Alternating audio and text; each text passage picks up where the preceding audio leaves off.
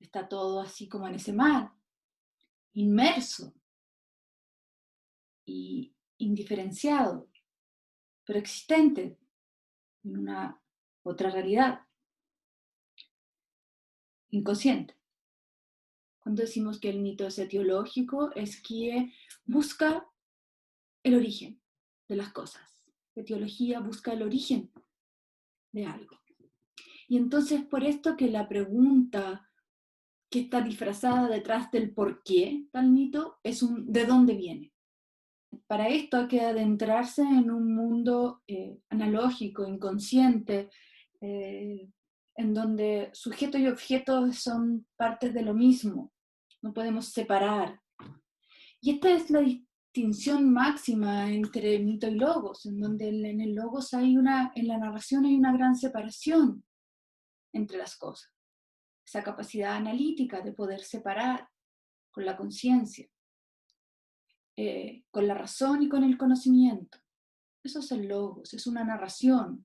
En un momento el logos fue justamente esta narración de un hecho. Y mitos y logos en un momento no estaban separados, es decir, ambos correspondían a la narración de un hecho.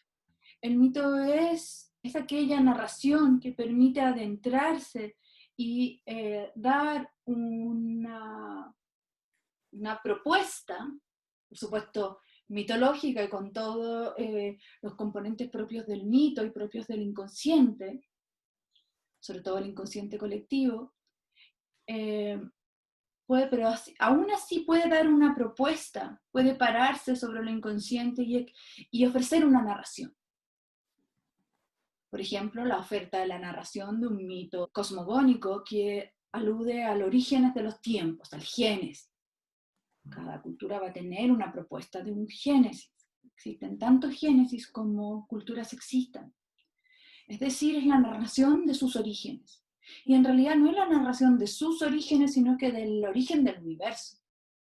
La importancia del alma para esto de el mito vivo. En realidad para todo lo vivo. El ánima nos lleva a esta insaciable búsqueda de conocimiento, porque conocer, sobre todo en la parada de gnóstica, uno está vivo mediante el conocimiento. Pero en realidad, ¿qué conocimiento es ese conocimiento? Y ahí volvemos a Jung. Básicamente el conocimiento de sí mismo. La importancia del pensamiento mítico poético. ¿Qué tipo de pensamiento es el mítico simbólico? Es un pensamiento, por supuesto, que no se acerca al del logos, sino que se acerca mucho más al pensamiento poético, mítico poético, eh, cuajado de símbolos. Y estos símbolos vienen a dar una imagen, si es que existiera, al pensamiento arquetípico. No existe un pensamiento arquetípico, sino que existen tendencias. El arquetipo es justamente es el material de lo inconsciente colectivo.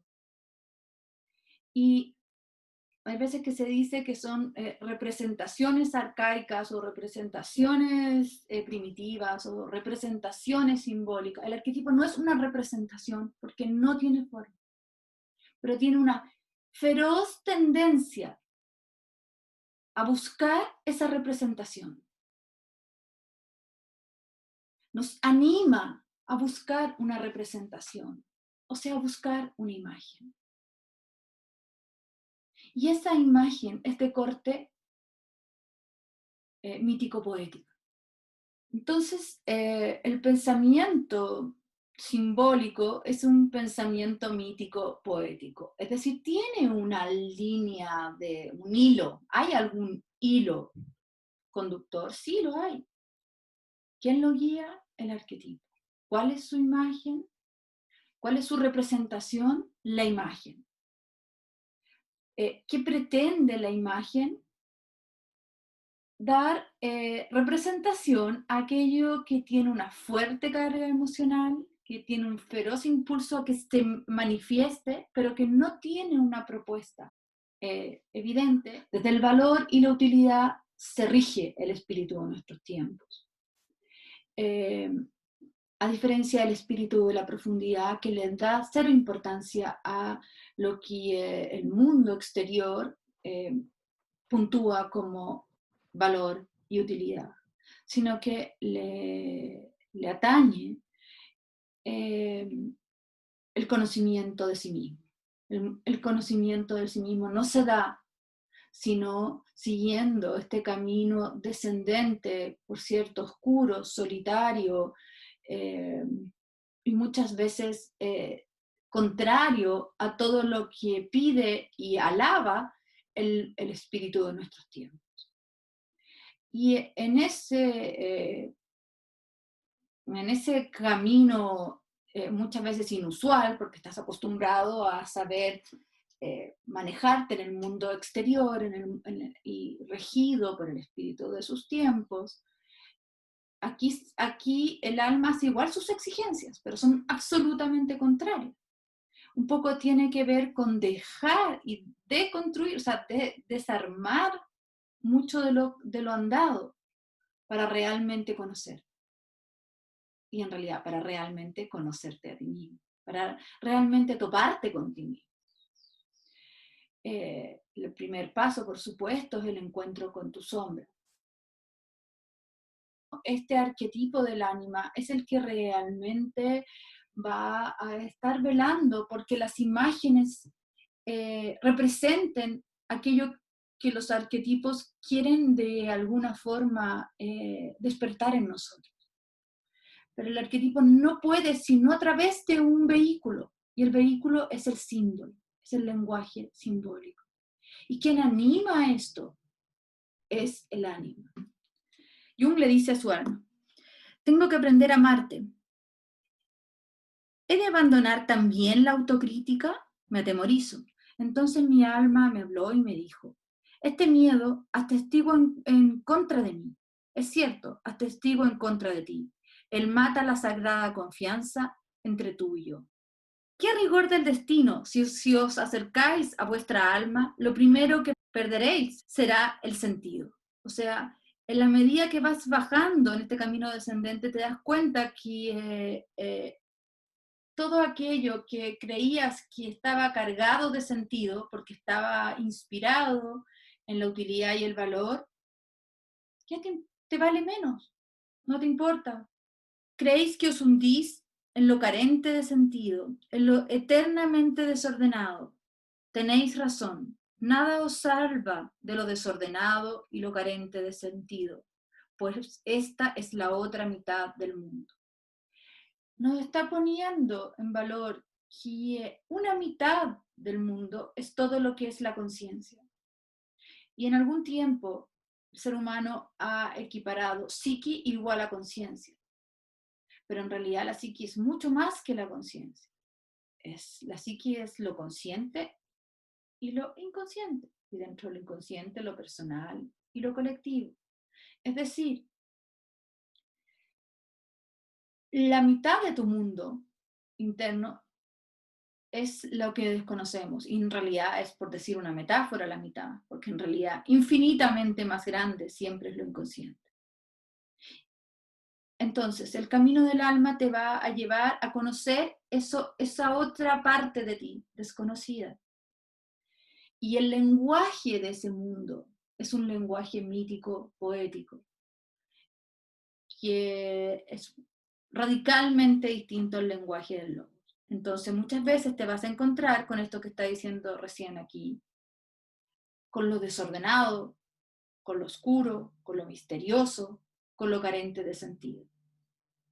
¿Por qué le agradecemos a los mitos? Porque a través del mito, que es un vehículo simbólico, podemos ver y comprender el mundo de lo inconsciente sin que nos provoque tanta resistencia. Tienes razón, nada os salva de lo desordenado y lo carente de sentido, pues esta es la otra mitad del mundo. Horrorizáis ante la profundidad os ha de horrorizar, pues el camino de lo venidero conduce por allí. Tiene que pasar por la prueba del miedo, la duda, y con ello comprender hasta las entrañas que tu miedo está justificado y tu duda es razonable. O sea, no puedes saltar de ese dinamismo emocional en donde, por supuesto, tienes que atravesar algo desconocido y eso perturba, da miedo, te saca de tus diques, de tu zona de confort y te invita a entrarte en un terreno desconocido. Usualmente ese es el camino del héroe. En las hazañas del héroe uno ve que ese camino queda fuera, queda en esa dimensión en donde el héroe deja su villorrio, su casita, su lugar conocido para salir a una hazaña con alguna motivación, pero a un lugar que él desconoce. Bueno, en el camino del alma es lo mismo. Entramos en una dimensión desconocida, pero no del mundo exterior, sino que del mundo interior. Aquí también hay todo un mundo por conocer. ¿Cómo lo puedo conocer? Bueno, a través del lenguaje analógico, a través del pensamiento mítico poético, a través de los vehículos en imágenes que nos otorgan los sueños y los mitos, las fantasías. Esa es la forma de entrar. Todo lo futuro estaba ya en la imagen. Para encontrar su alma, los antiguos iban al desierto. Esto es una imagen. Los antiguos vivían sus símbolos, pues el mundo aún no se había vuelto real. Por eso iban a la soledad del desierto, para enseñarnos que el lugar del alma es el desierto solitario. Allí encontraban la plenitud de las visiones, los frutos del desierto, las flores del alma maravillosamente extrañas. Reflexionad esforzadamente sobre las imágenes que nos han llegado de los antiguos. Ellas indican el camino de lo venidero. Es decir, el camino de lo venidero, ¿cierto? Nos remite a un futuro. Pero para acercarnos a este futuro, debemos acercarnos a su vez a los mensajes de los antiguos. Solamente esto se puede lograr si es que nuestra trayectoria es circular. Porque la medida que nuestro trazado es un círculo, en la medida que avanzamos hacia el futuro, caminando, porque estamos caminando sobre esta huella del símbolo circular, lo más probable, como vimos la clase pasada, es que en un futuro, cercano o lejano, sí o sí nos taparemos con el origen. Otra forma de llamar origen es también el pasado, pero en esta concepción de tiempo mítico circular. Entonces, si quieres acercarte al Dios venidero o al espíritu venidero o a lo venidero, recorre el círculo, recorre el tiempo mítico y acércate a las enseñanzas de esos antiguos, cargadas de imágenes. ¿Por qué no está poniendo en valor Jung, o se está poniendo en valor a sí mismo, la importancia de la imagen? El alma propone una imagen. El alma propone una representación de la realidad anímica inconsciente. Esa representación de la realidad anímica inconsciente, que es la imagen simbólica, es el vehículo, es el puente de conexión. Entonces también podemos decir que el arquetipo del alma, del ánima, es la imagen, o todas las imágenes, o cada una de las imágenes que emerge de lo inconsciente. ¿Qué es la imagen cuando hablamos emerger de lo inconsciente? Hay algo, un arquetipo que busca dinámicamente, insistentemente, impulsivamente ser visto. Hay una fuerte carga emotiva en relación a él. Y todas estas imágenes podrían responder al mismo arquetipo. El arquetipo no tiene una forma y busca a través de la imagen una forma. ¿Y quién en nuestro mundo interno es el encargado de proveer la imagen? El alma. La elaboración simbólica se refiere a trabajar esas imágenes. Reflexionad esforzadamente sobre las imágenes que nos han legado los antiguos. Ellas indican el camino de lo venidero.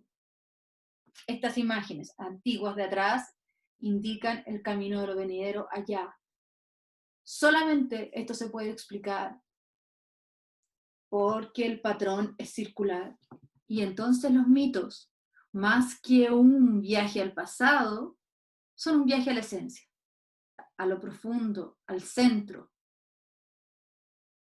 más que recorrer en la línea de tiempo una imagen al pasado. Mira hacia atrás, hacia el colapso de los imperios, hacia el crecimiento y la muerte, hacia los desiertos y los monasterios. Ellos son las imágenes de lo venidero. Todo ha sido presagiado, mas ¿quién sabe interpretarlo? Si dices que el lugar del alma no existe, entonces no existe. Sin embargo, si dices que existe, entonces existe. Nota que lo que los antiguos dijeron en la imagen. La palabra es acto de creación. Los antiguos dijeron, al principio fue la palabra. Contemplad esto y reflexiona sobre ello. Las palabras que oscilan entre el sinsentido y el suprasentido son las más antiguas y verdaderas. El verbo, la palabra, pero es esta palabra, la palabra mágica, y es mágica porque visualiza, puede nombrar lo innombrable, la esencia. La esencia es anterior a la cualidad. La cualidad es una manifestación de la esencia. Así como el arquetipo no tiene una forma y busca a través de la imagen una forma, a través del símbolo, el mito en sí, podríamos decir que el meollo del mito es arquetípico y también es preforma. Y busca entonces ser visto a través de la narración. ¿Pero qué se narra cuando se narra? ¿Qué tiene esta narración que la diferenciamos de las demás y decimos es un mito? Es una narración etiológica que busca responderse el de dónde viene. ¿Por qué busca responder de dónde viene? Para empezar, porque busca responder. Responder sería fundamental. O sea, siempre ligado a decir que es etiológico y que busca el origen, su intención entonces al buscar, responder eso, busca en ese mismo acto fundamentar, dar un fundamento. Al parecer el ser humano requiere este conocimiento, encontrar un fundamento. Y es muy importante diferenciar también fundamentación de explicación. Porque el fundamento puede ser a través de una narración mítico-poética que está situado en terreno de lo abismal y lo inconsciente, y aún así fundamenta. El mitologema viene a ser eso que se despliega, esa narración. Y pueden haber distintos, podemos hablar del mito de Deméter y Perséfone, que están en torno a un mitologema del eterno retorno a la primavera, a través del retorno de Perséfone, ¿cierto? Ese es el mitologema. Pero decimos el mito de Perséfone y de Deméter. Pero también podemos hablar del mito de Osiris y Horus, y también es el retorno del padre y el hijo, más que la primavera, que es el retorno del sol. en su hijo egipcio Horus, que es el sol naciente, y el sol en decaimiento es Osiris.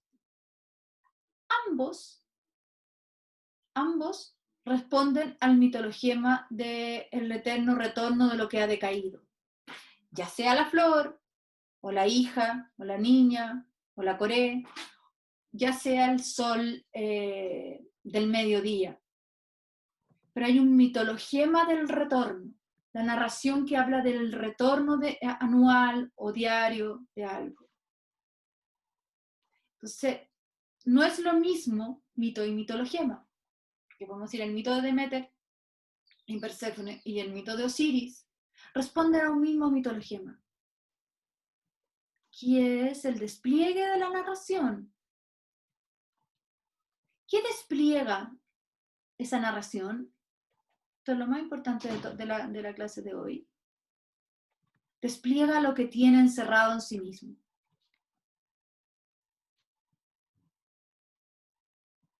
Está encerrado en sí mismo, en el mito de Deméter y Perséfone, algo más allá de cómo es Deméter y cómo es Perséfone, si estaba cortando narcisos o astromelias, no nos cambia el mito. Pero si Perséfone no retornara, cambia el mito. Lo que está narrando al final es lo que tiene encerrado en sí mismo. Ahí se ha dado cuenta de la narración, o sea, del mitologema del retorno, por ejemplo. Cuando hablamos de lo que encierra en sí mismo, nada sino esencial es lo que queda encerrado en sí mismo. Y esa esencia no tiene forma. La esencia del eterno retorno no tiene forma. Agarra forma si es que hablamos del retorno de Perséfone anual, o agarra forma con la llegada diaria del sol en Horus al mediodía. Pero no responde más Horus que Perséfone a la esencia del retorno. La comprensión final de la mitología, de un mito, está tan relacionada a poder comprender, si se pudiera, así como en esos términos, la música o la poesía. Y en realidad también poner en valor esto que dice, porque al igual que para la música hay que tener oído, para narrar mitología hay que tener oído. O sea, algunos, en otros cursos yo lo he dicho. ¿Qué sería tener oído?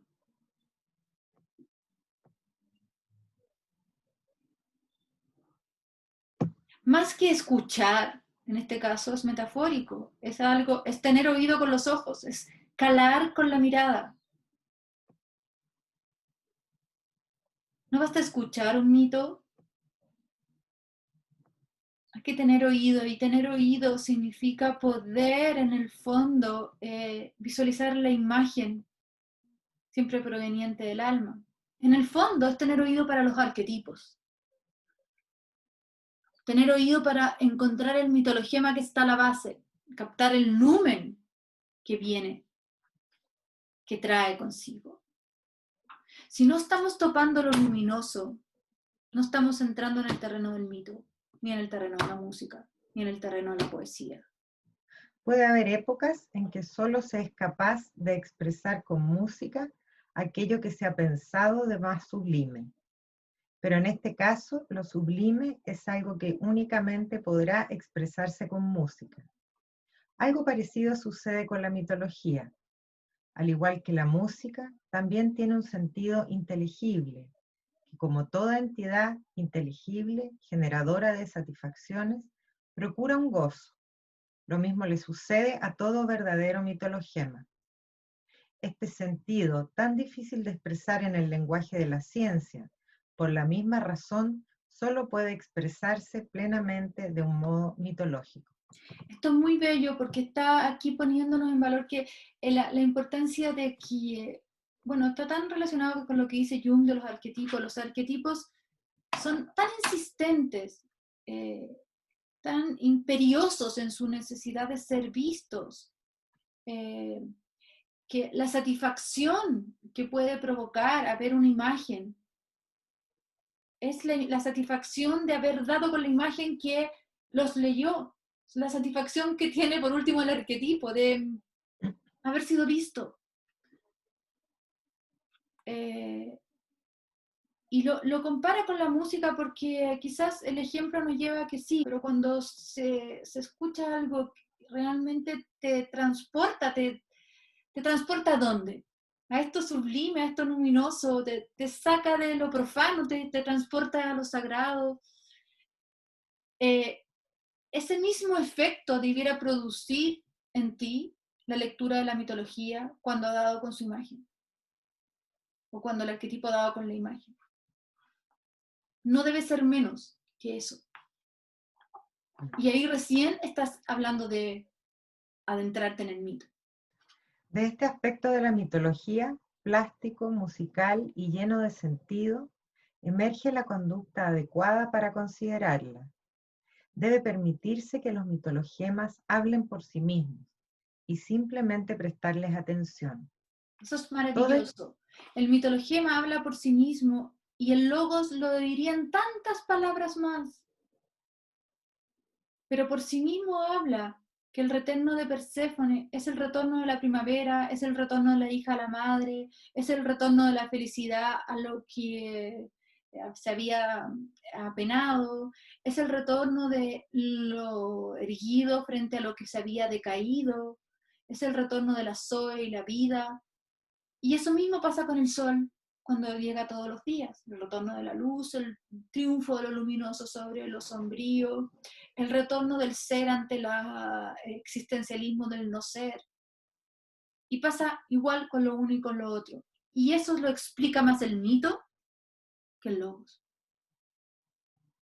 Toda explicación dada debe permanecer al mismo nivel que la explicación de una obra de arte musical, o a lo sumo, poética.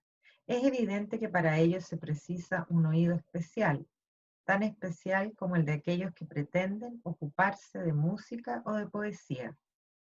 Tener oído significa también, en este caso, poder vibrar al unísono, poseer incluso la capacidad de fluir en un mismo éxtasis. Aquel que se convierte en fuente para fluir es reconocido por el conocimiento. Rilke. Pero ¿dónde está el origen de la mitología? ¿En nosotros mismos? ¿Es únicamente interior? ¿También existe fuera de nosotros o solo es exterior? Es así como corresponde orientar la búsqueda. El camino que conduce hacia ella se encontrará aún con más facilidad si se parte de otro aspecto de la mitología, de un aspecto que vamos a considerar con más detalle. Al igual que la cabeza cortada de Orfeo, la mitología continúa su canto incluso después de la hora de su muerte, incluso a través del alejamiento.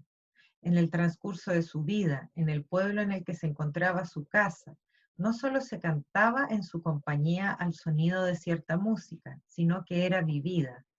Aunque material para aquel pueblo que era su soporte, ella fue su modo de expresión, de pensamiento y de vida.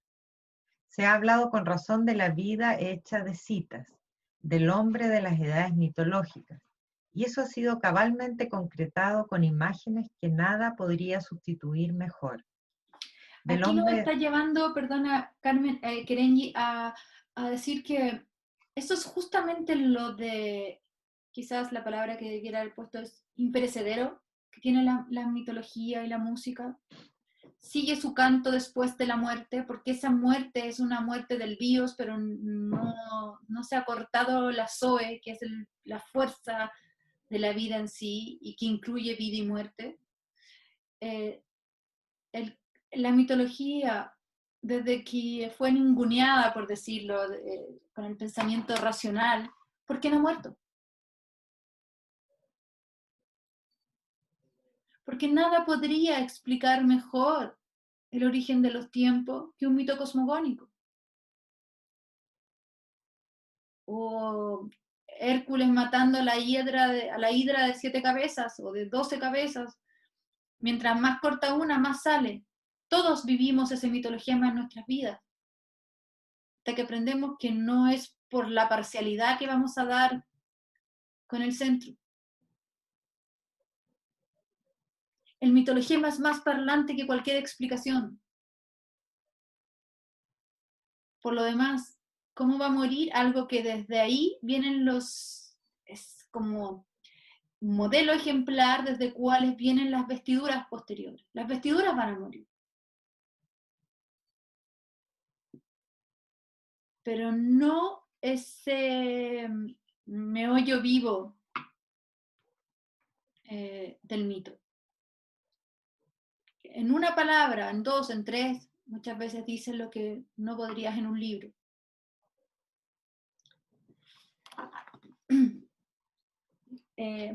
Continúa, Carmen. Del hombre de la antigüedad se ha dicho que retrocedía un paso antes de hacer cualquier cosa, como un torero cuando se apresta a asestar su mortal estocada. Buscaba en el pasado un modelo en el que resguardarse, como si se tratara de la escafandra de un buzo, para así precipitarse protegido y deformado al mismo tiempo en el problema del presente. Su vida encontraba entonces su propio modo de expresión y su propio sentido. Para él, la mitología de su pueblo no solamente era convincente, es decir, estaba colmada de sentido, sino que también resultaba aclaratoria, es decir, era racional. Esto es fantástico porque aunque el lenguaje es mito poético, si un niño de 4 años que pregunta dónde se fue el sol, si le damos toda una explicación de lo que sucede en la física, o si le decimos que el sol, por ejemplo, fue ahora a combatir con las fuerzas de los monstruos subterráneos, y que lo más probable es que salga victorioso y va a aparecer al día siguiente, esa fundamentación, esa aclaratoria, el niño sabe que algo está sucediendo, pero esa aclaratoria con respecto a qué, a que va a vencer al monstruo, no necesariamente. Aclaratoria con el concepto del retorno del sol, y eso es racional en su nivel. Es decir, en su razón, él sabe que existen los procesos que retornan y otros que no. La mitología fundamenta, no contesta en realidad a la pregunta ¿por qué?, sino más bien ¿de dónde? El griego expresa esta diferencia con gran exactitud. La mitología no menciona las causas, solo lo hace. Ella es etiológica en tanto que como enseña Aristóteles, son, para los antiguos filósofos griegos, era el agua, el fuego o lo ilimitado.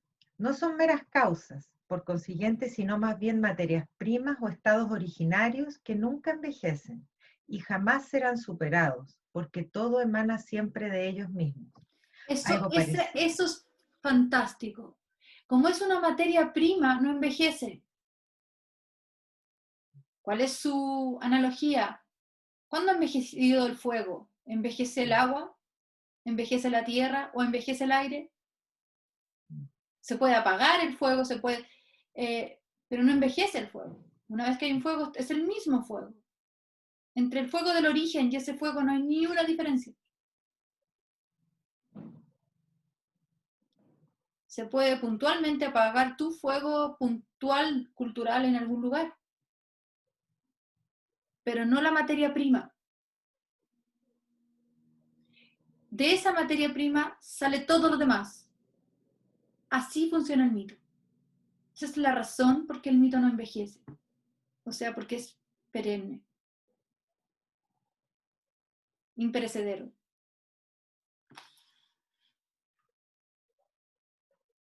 Algo parecido ocurre con los acontecimientos de la mitología. Forman el fundamento del mundo, ya que todo se basa en ellos.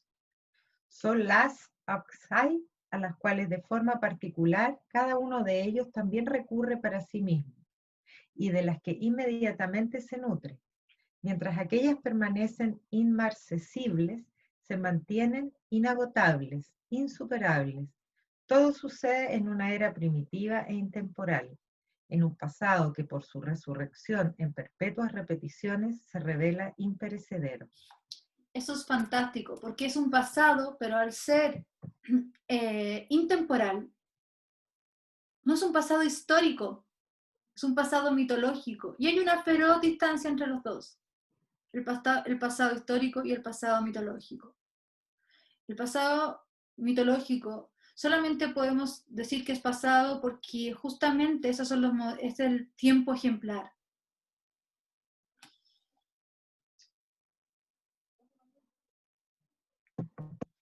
Decir de la mitología que habla de los orígenes, o como mínimo de lo primordial, no sería una generalización injustificada. Cuando se refiere a una generación más joven de dioses, acaso a los dioses históricos de los griegos, estos también representan el principio de un mundo, aquel mundo bajo el régimen de Zeus, en el que vivían los helenos. Los dioses son a tal punto primordiales que con cada dios nuevo siempre nace también un mundo nuevo, una nueva época o un nuevo aspecto mundial. Es cierto que los dioses no solo están presentes al principio en su origen, y no únicamente en las esporádicas repeticiones de aquella primera llegada con sus reapariciones cósmicas y las festivas representaciones. Los mitologemas, sin embargo, explican de forma narrativa lo que las figuras divinas encierran en sí mismas, y siempre se desenvuelven en un tiempo primordial. Es un rasgo básico de toda mitología remontarse a los orígenes y a las edades más remotas. Entonces, las figuras divinas que son tan importantes, ¿cierto?, en el relato del mito, son siempre primordiales. Ya sea que Apolo se encuentre en la cuarta generación, correspondiendo a las generaciones genealógicas que hay entre Gea y Urano, y después, ¿cierto?, Rea y Cronos, y así, Apolo nace en la cuarta generación, pero es primordial. ¿Por qué? Porque es un modelo ejemplar. ¿Por qué? Porque encierra en sí mismo algo que ninguna otra deidad encierra. Incluso ya existían deidades que encerraban en sí mismo el concepto de lo luminoso. Digo, en la misma Grecia. Helios, Febe, la abuela. Pero es el principio de lo luminoso en forma pura. Apolo representa en su mitologema, encierra en sí mismo no solamente esa luz, sino que el retorno anual de la luz, en relación entonces también a un dinamismo de oscuridad. Por el retorno significa que hay un alter ego, que es lo dionisíaco. En el mitologema de lo apolíneo, no encierra lo mismo en sí mismo que el principio puro del dios sol Helios, el viejo sol.